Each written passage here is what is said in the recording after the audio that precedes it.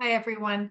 I'm Darlene Hutton with QRS Educational Services, and this is the last video in the 7-part series geared for nurses discussing airway management.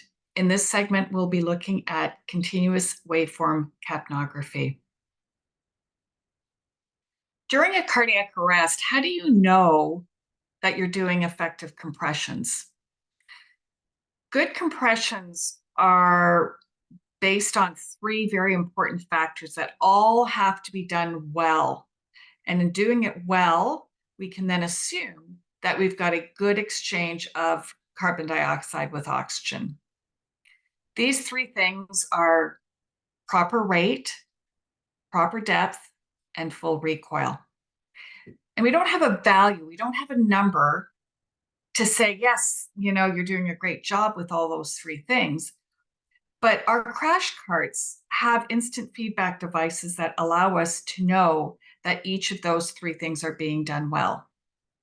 That being said, we make the assumption that when each of those 3 pieces are done effectively, we will have an adequate exchange of carbon dioxide. We are making that heart transfer some of the CO2 and oxygen delivery.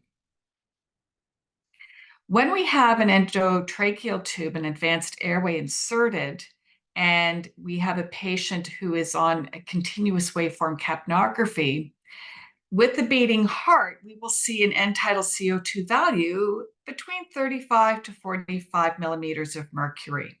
In the top example, you can see that you have a proper response to a patient who's got a normal heart rate. They have normal exchange of oxygen, and they have a normal release of carbon dioxide as a result. If we take a look at the bottom 2, time enhanced, and you can see each segment is 1 minute. In the first almost 2.5 minutes, we have a value of 0. We would immediately check to see that our patient is unresponsive, that they have no pulse. We call for help. And in that 2.5-minute period of time that this patient had an advanced airway, the waveform capnography would show a value of 0 because there is no carbon dioxide being exchanged at that time. We immediately start compressions, and you can see that the value initially is at slightly over 25 millimeters of mercury. And within about the first 2.5 minutes, you can see that the effectiveness of the compressions is not as good, and the value is now dropped to less than 12.5. The current guidelines recommend that when you are doing CPR in a patient who has waveform capnography in place, the value should be greater than 10. And for the next almost minute, the end tidal CO2 remains less than 10. So that indicates that this patient is not receiving proper compressions. And that is why when we're doing cardiac arrest, we follow the algorithm that we like to switch the role of the compressor every 2 minutes to ensure that we are having proper rate, proper depth, and the recoil. You can see that there's a bit of a pause here. No compressions are being done.